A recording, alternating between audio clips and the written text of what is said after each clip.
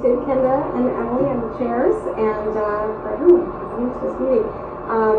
We are right now honoring Ron Oremland, who hopefully some of you have the great pleasure of knowing. He passed away last year, and I want to just, those of you who knew and those of you who maybe didn't have the opportunity to know Ron, he's just a larger-than-life person, and I just want to show a few slides and a little video of him just to memorialize him. He grew up in Brooklyn, and he actually was a naval officer. And throughout his whole life, he always had this kind of like Navy vibe, and was always telling stories from his time. And in fact, he wrote an autobiography just about the year before he passed away, and you can learn in there all his stories from his days in the Navy. He was also very proud of being a Coney Island lifeguard. He also talked about that in his book. Just kidding.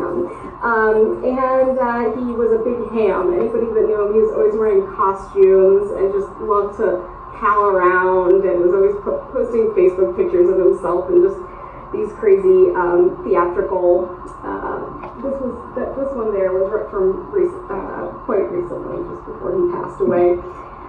So yes, he also loved to act. Actually, he wasn't just a ham; he actually acted in a lot of plays. He loved to draw, especially Pirates, Penzance, and other plays like that. He was a loving husband.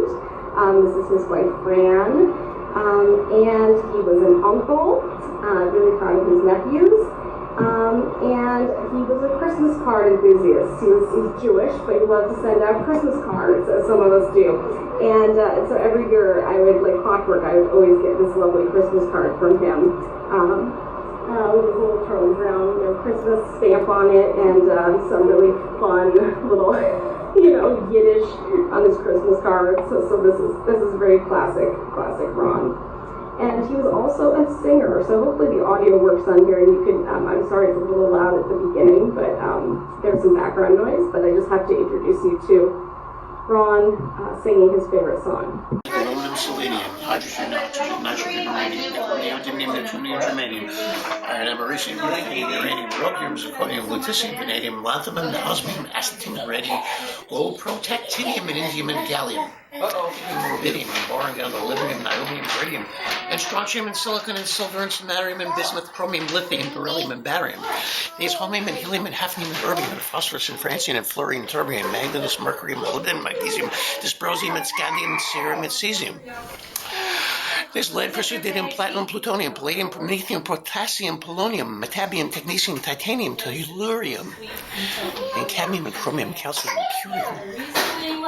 There's sulfur, californium, fermium, berkelium, and also mendelevium, unstonium, molybdenum, and argon, krypton, radon, zinc, and rhodium, and chlorine, carbon, cobalt, copper, tungsten, tin, and sodium. Whee! So that is classic Ron. So that's what you missed if you didn't know Ron. He would sing the Element song and other songs from musicals and things. Tom Lehrer songs he loved.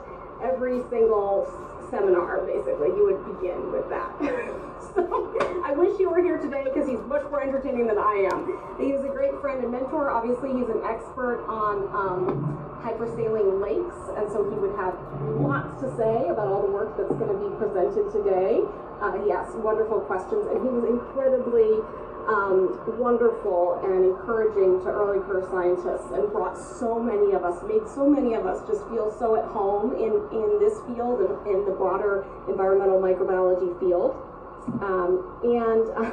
So I'd encourage you to look through his kind of his memoirs that he wrote and published, and I'm happy to send them as PDFs to anybody that wants them, because he just says great things like, at the beginning he says, in small scientific circles, I am remembered for my gas. So he's always just very theatrical and funny, and I just have to share, I know I'm out of time, very briefly though. So he has little stories like this about helium pumps recirculated in the reservoir, blah, blah, blah. So they used a floating air mattress served to bubble strip the methane out of the bottom water. We kept the mattress tethered to the Revenge, but kept a close eye on it lest the wind would pick up and carry it aloft into the distant reaches of the Great Basin Desert. Indeed, we also had to keep it filled slightly below capacity as our return trip home would carry us up and over Tioga Pass, where the volume would increase due to the drop in pressure from driving from Lee Binding altitude, blah, blah, blah, feet up to and bursting open the air mattress. He has all these stories about all these things, all these ways that he sampled hypersaline lakes using just crazy, interesting methods with his colleagues, who he just dearly loved. He worked at USGS and dearly. So I really encourage all of you to check out the monographs that he wrote, because they are just so entertaining. I had my lab group read them, and we were laughing. I love the one, why I never worked on AOM beyond the unsuccessful attempts of my postdoc. It's just great. And so we miss you, Ron, wherever you are. Remember, he actually passed away on Yom Kippur, which is the holiest day of the year in Judaism. And when on Yom Kippur we say, remember the soul of my teacher who has gone to his world. And I think of this almost as Ron going, wherever you go after you pass away, I hope he's somewhere smiling down and happy that we're having this session right now. So thank you, we miss you, Ron.